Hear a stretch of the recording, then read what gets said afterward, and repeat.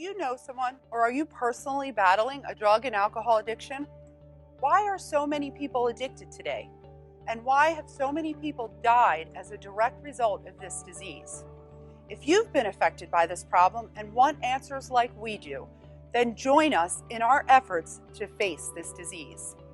Our purpose is to examine the truths, expose the lies, and uncover and provide resources to this affliction. Come, join us in this journey.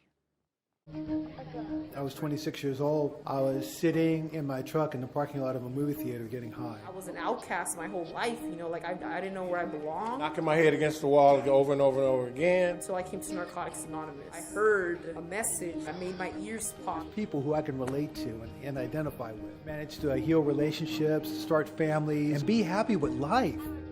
Drug problem? We can help. We've been there. Narcotics Anonymous.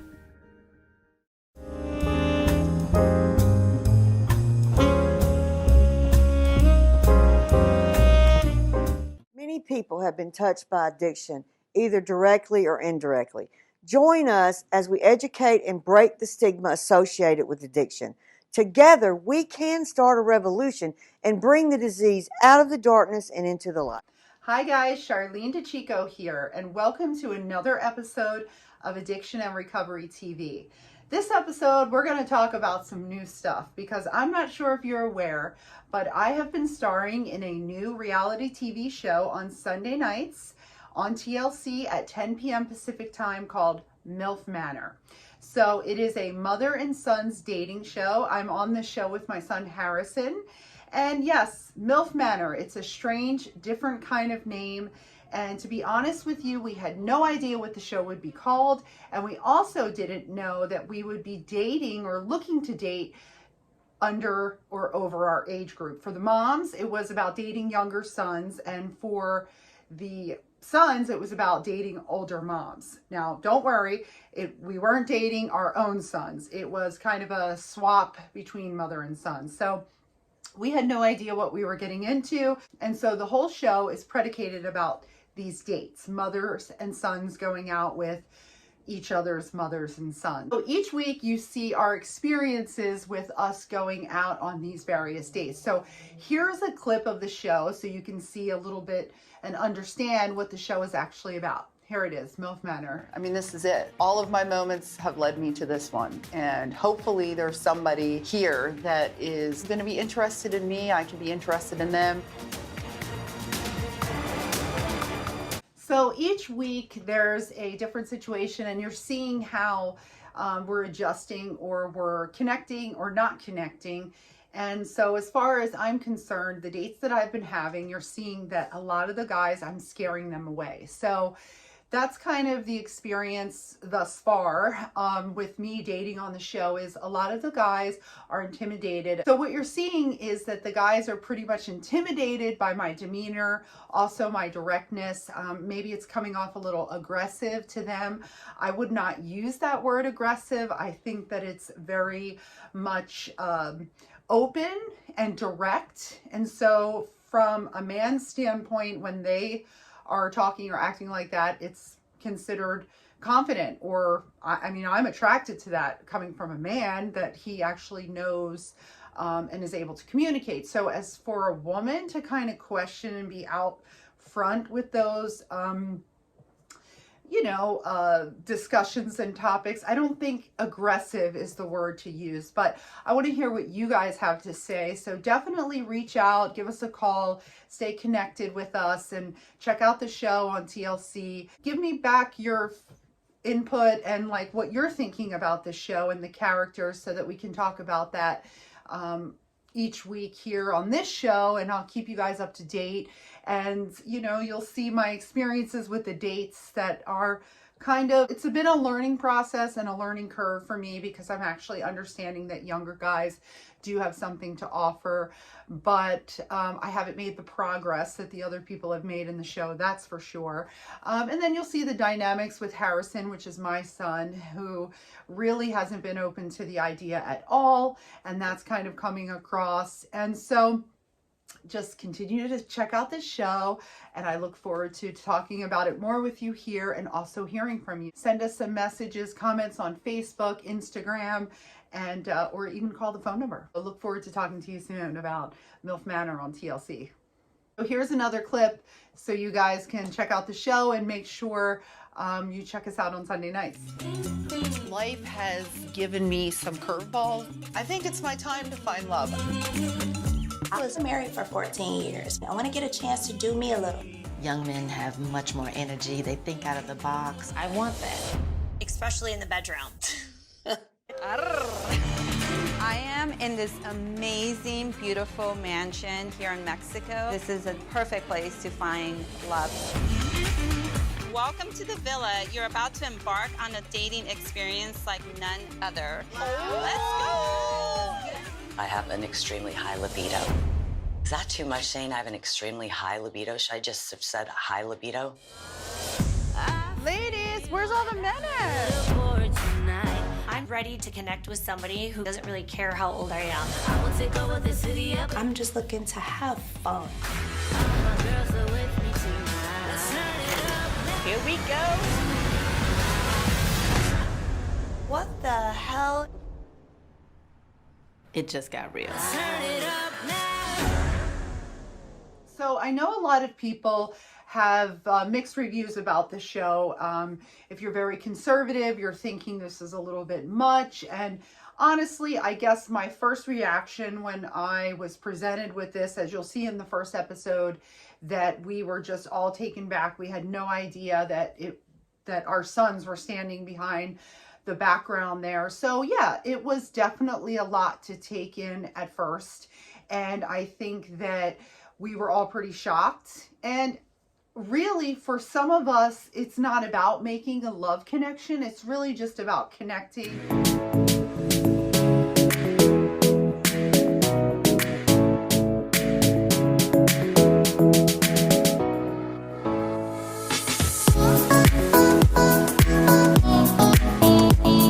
So as you know, we've been highlighting one of our guests that is a local to West Hollywood, California. Her name is Esther Leone. She is a Holocaust survivor. She is a book author. She's a writer, a singer. She's done a lot of amazing things. She's even a cantor. And so she, being from Beverly Hills and in the West Hollywood community, she's worked on a lot of projects. Her also with Ivor, who has been her partner and companion in a lot of these endeavors. They've won awards, musical awards, for the work that they have done. And you can also find her on TikTok on Friday nights at Grandma Wisdom 27. She does a candle lighting service every Friday night, and she's very interactive with her audience. So please reach out to Grandma Wisdom 27 on TikTok. She's doing meditations, also offering words of encouragement. I know that she's been a mentor to me, even in my life. I'm really excited about her being presented here on Addiction and Recovery TV. So take a look here at some of the videos of Esther Leone and Ivor. Welcome you this evening with great joy and peace inside me. I ask you to join us with other caring people who passionately believe in the dignity and well-being of all people.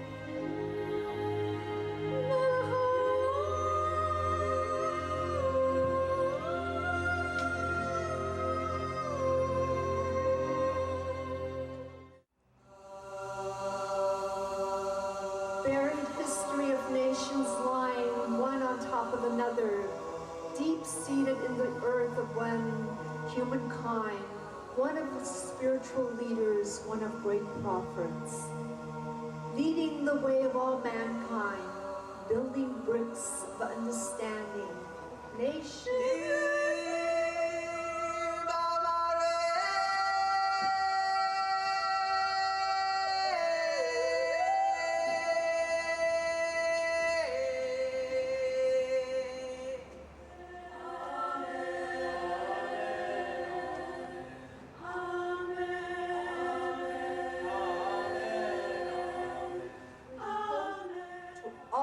Children in need and the well-being of all people of the world. You You are the voices of hope.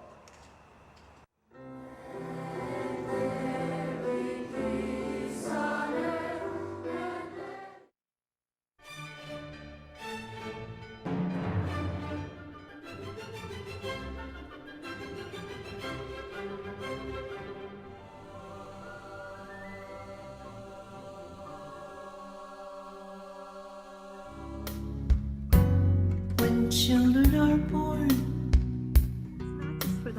It's a year-round effort. Yes. Year-round effort that we involve the community. Every community comes together in camaraderie for a purpose, to know that they're feeding a child, a family, by taking this box and adopting it and taking it to each store all year around and refilling it and refilling it. Yes, it's such an important effort, such an important cause. And where did them life, feed them hope, feed them the glory of being alive.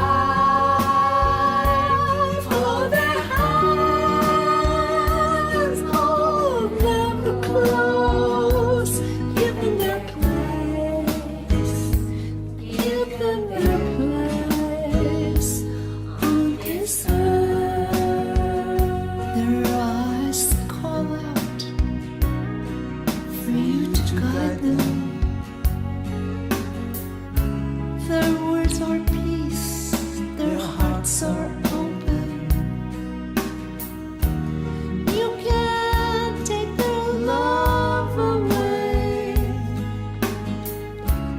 You can't take their home away. Feed them life, feed them hope, feed them the glory of being alive. Feed the children, hold their hands, hold them close, give them their place, give them their place on this earth. On this earth.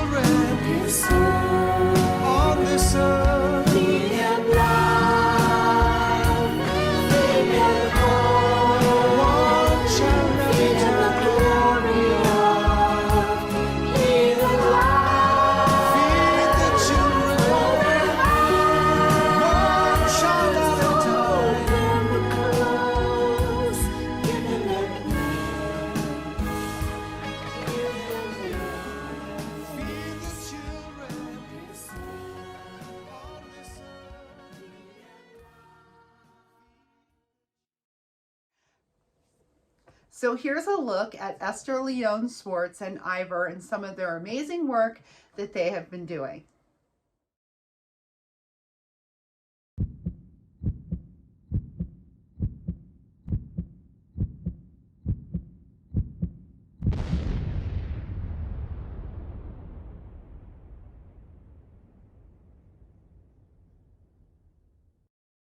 What if the world stood still for one day, for peace and humanity to find its way? What if the world stood still for one day, to see the children at laugh and play? You and me could be a force, so that there will be no remorse for the the children's sake. Shout out loud and forever say, enough, enough. No more hunger, no more wars. Let's make peace, no matter what it takes, for goodness sakes.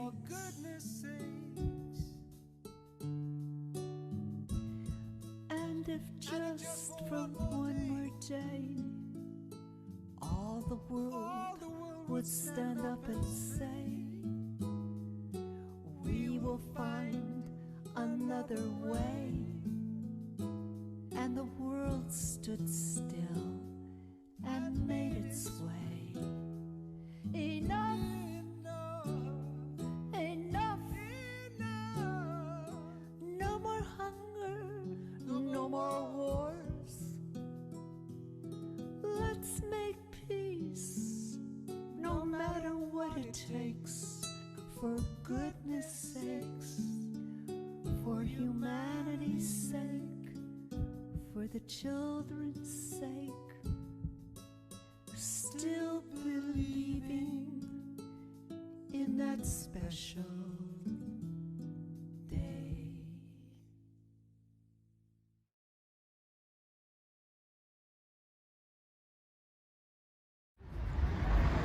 Looking at this Danube River architecture and the waterline is absolutely remarkable.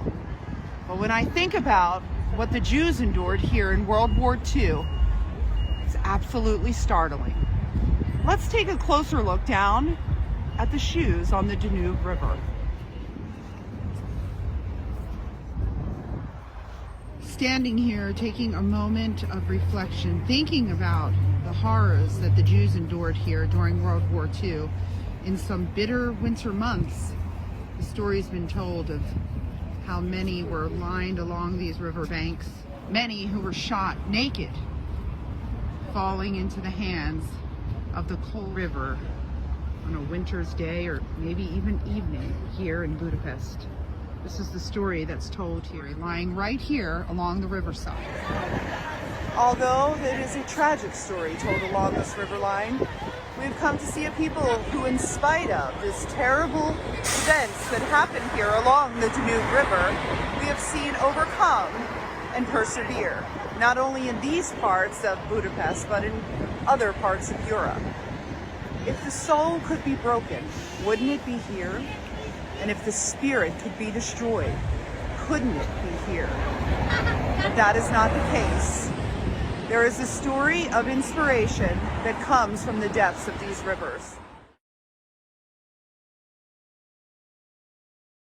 All I want is nothing more than to hear you knocking at my door. 'Cause if I could see your face once more, I could die a happy man, I'm sure. And when you said your last goodbye, I died a little bit inside. I lay in tears in bed all night, alone without you by my side. But if you loved me, why'd you leave me? Take my body, take my body, and all I want is, and all I need is to find somebody. I'll find somebody. Oh, oh,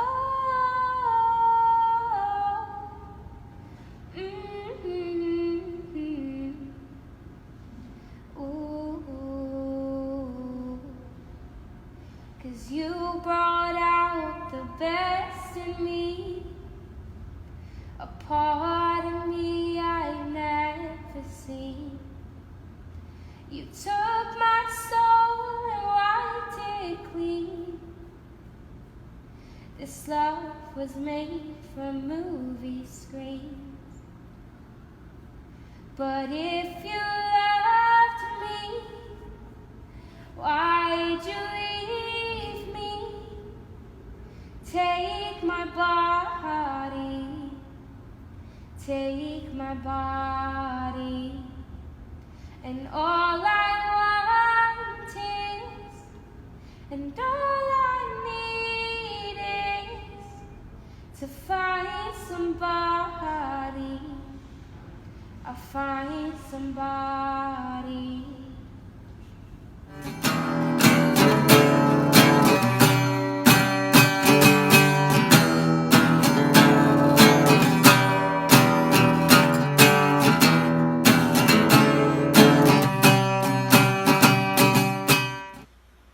I'm gonna climb every mountain.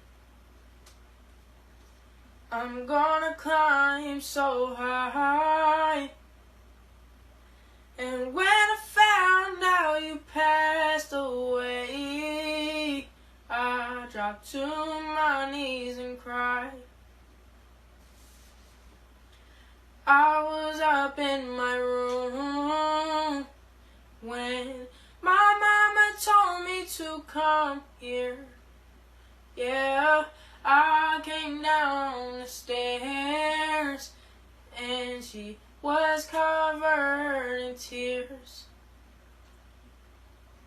I asked my mama what was wrong. Yeah, she said my baby boy, he's gone. And I was like, who are you talking about? She didn't want to tell me, but she said, baby boy, my son, your daddy went home. So I gotta be strong, I gotta be strong, yeah, I gotta be strong. Yeah, I gotta be strong for my mama, my daddy, and my family. I gotta be strong for my main man. Yeah, for my main man, pots and pans. Yeah, and I gotta be strong for my family, for my sweet mama and my daddy. I gotta be strong. Yeah, I gotta be strong. Oh, I am 14 and I'm making history for my best friend and my daddy. And I gotta be strong for my little brothers, Jaden and Michael, and my sisters too, and my sweet mama, and for you. So I gotta be strong. Yeah, I gotta be strong. Oh, I'ma say it one last time. I gotta be strong. So I gotta be strong.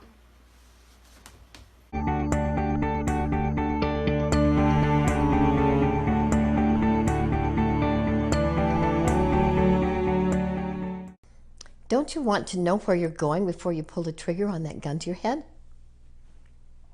I'm about to tell you true stories. One day, I answered the suicide hotline, and I heard this woman's frantic voice say to me, "I know you help stop suicide." My brother John called me, and he said he's so depressed, he has his finger on the trigger of his revolver, and when he pulls it, he's going to instant peace. She said, I called the police. They're afraid to break down the door. He might pull the trigger. I said, quick, give me the phone number. I called it. Finally heard a man's voice say, this is John. Goodbye to you and goodbye to the world. Bury me in peace. Believing he could hear me over their answering machine, I said, don't you want to know where you're going before you pull the trigger on that gun? What if it's worse for you after death than where you are now? If suicide is a good idea, it will be a good idea next week. Please hear my story first. Death is not the answer. What I said caught John's interest.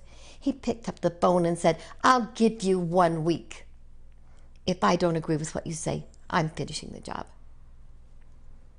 He put the gun down, opened the door for the police. They took him to the mental hospital. What I want to talk to you now about is suicide prevention. Many suicides are done for really small reasons. As an example, Robert, a 17-year-old outstanding high school student, committed suicide.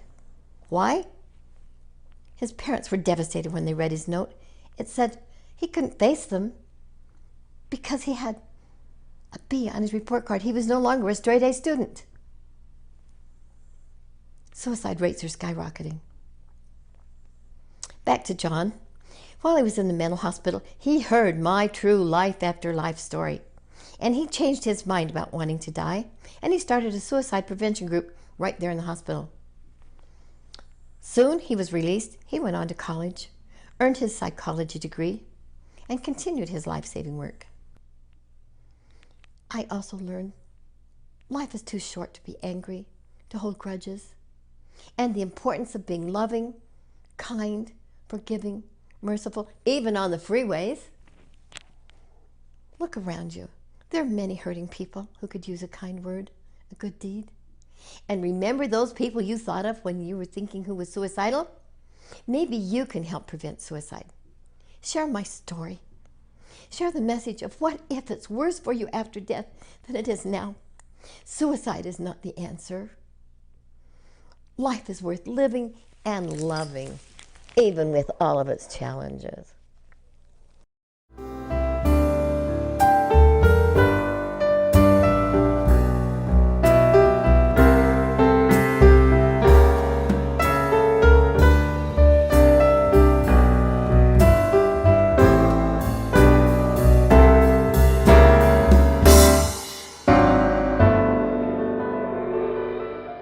I was 26 years old. I was sitting in my truck in the parking lot of a movie theater getting high. I was an outcast my whole life, you know, like I didn't know where I belonged. Knocking my head against the wall over and over and over again. Until I came to Narcotics Anonymous. I heard a message that made my ears pop. People who I can relate to and identify with. Managed to heal relationships, start families, and be happy with life.